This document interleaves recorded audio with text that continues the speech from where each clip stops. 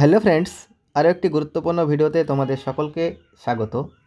তোমরা অনেকেই আমাকে মেসেজ করছো, বলছো দাদা কলকাতা হাইকোর্টে যে আজকে এনআইওএস ডিএলএড নিয়ে একটি জাজমেন্ট আসার কথা ছিল, সেটার কি হলো। প্রথমেই বলে নিই, সেই জাজমেন্টটা আজকে আসেনি। কেন আসেনি সেটা আলোচনা করব, এবং আসলে কি জাজমেন্ট আসতে পারে, এবং এই জাজমেন্টের ফলে 11,765 প্যানেলে কী প্রভাব ফেলতে পারে সেটা আলোচনা করব। এবং এর পূর্বে আমি একটা কথা বলে নিই, আমার চ্যানেলের যারা এনআইওএস ডিএলএড রেগুলার ভিউয়ার্স আছো তাদের প্রত্যেককে বলবো, এই ভিডিওটা দেখার পরে তোমাদের একটু খারাপ লাগতে পারে, কিন্তু বাস্তব সত্য সেটা নিয়ে কিন্তু আমি ভিডিও করে থাকি। তো সেই জন্য মূলত ভিডিওটা করো, তোমাদের কষ্ট হতে পারে, কিন্তু তোমরা আশা করি কোনো বাজে কমেন্ট কেউ করবে না। তো ঠিক আছে, চলো ভিডিওটা শুরু করা যাক। দেখো, আজকে 25শে জানুয়ারি 11,765 যে ভ্যাকান্সিতে এনআইওএস ডিএলএড অংশগ্রহণ করেছে তারা থাকবে কি থাকবে না তার জাজমেন্ট আসার কথা ছিল, ঠিক আছে। তাছাড়া এমনি এনআইওএস ডিএলএড সুপ্রিম কোর্টের জাজমেন্ট অনুযায়ী বাদ হয়ে গিয়েছে, ওটা বাদ দিয়ে দাও। এই এখন একটা আশা ছিল এনআইওএস ডিএলএডে, সেটা হচ্ছে 11,765-তে যেহেতু তারা ইন্টারভিউ দিয়ে দিয়েছে, তারা থাকছে কি থাকছে না সেটা নিয়ে কিন্তু একটা জাজমেন্ট আসার কথা ছিল।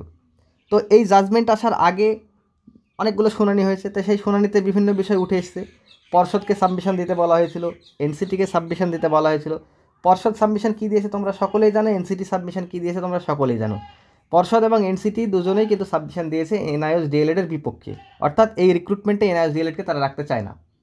সুপ্রিম কোর্টকে মান্যতা দিয়ে তারা এনআইওএস ডিএলএডকে কিন্তু সম্পূর্ণভাবে নিয়োগ প্রক্রিয়া থেকে বাদ দিয়ে দিয়েছে। তার মানে জাজমেন্ট কী আসতে পারে তোমরা সকলেই বুঝতে পারছো।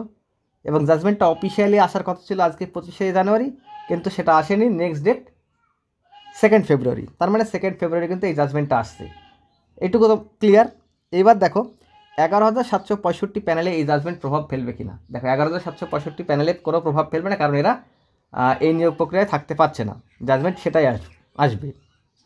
এবার আর এই জাজমেন্ট না আসলে কি প্যানেল প্রকাশ পেতে পারে? হ্যাঁ, এই জাজমেন্ট না আসলে, এই জাজমেন্ট যদি আরও দেরি হয় আসতে, দেখা যাচ্ছে 2 তারিখের পরে আবার একটা ডেট আসলো, সেক্ষেত্রে কি কোনো প্যানেল প্রকাশ পেতে সমস্যা হতে পারে? না, কারণ এনআইওএস ডিএলএডে কোনো রকম স্টে নেই।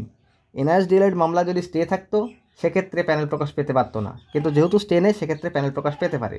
আর তাছাড়া পর্ষদ যেহেতু ডিসিশন নিয়ে নিয়েছে যে এনআইওএস ডিএলএডকে বাদ দিয়ে দেবে, এনসিটি ডিসিশন নিয়ে নিয়েছে, সেক্ষেত্রে যেহেতু স্টে নেই প্যানেলটা কিন্তু প্রকাশ পাবে এনআইওএস ডিএলএডকে বাদ দিয়েই। এবার তোমরা অনেকেই বলছো পরবর্তীতে এনআইওএস ডিএলএডকে আর কোনো কেস করার সুযোগ পাবে কিনা। আশা করি কোনো রকম সুযোগ পাবে না, এটাই তাদের হয়তো সংকীর্ণ আশা ছিল, কিন্তু সেটা হয়তো প্রায় শেষের দিকেই। তো বিস্তারিত আর কিছু বললাম না। এখানে 11,765-তে একটা সমস্যা, 2022 সমস্যা, 2022-এ স্টে উঠে গেলেই প্যানেল প্রকাশ পাবে। আর কোনো রকম স্টে নেই যে প্যানেল প্রকাশে অসুবিধা আছে। তো এই পর্যন্তই ছিল এই ভিডিওটা। ভালো লাগলে অবশ্যই লাইক করো, কমেন্ট করে শেয়ার করো, আর অবশ্যই তোমরা সাবস্ক্রাইব করতে বলো না। আর প্রথম থেকে যারা ভিডিওটা শেষ পর্যন্ত দেখেছো তাদেরকে অসংখ্য ধন্যবাদ।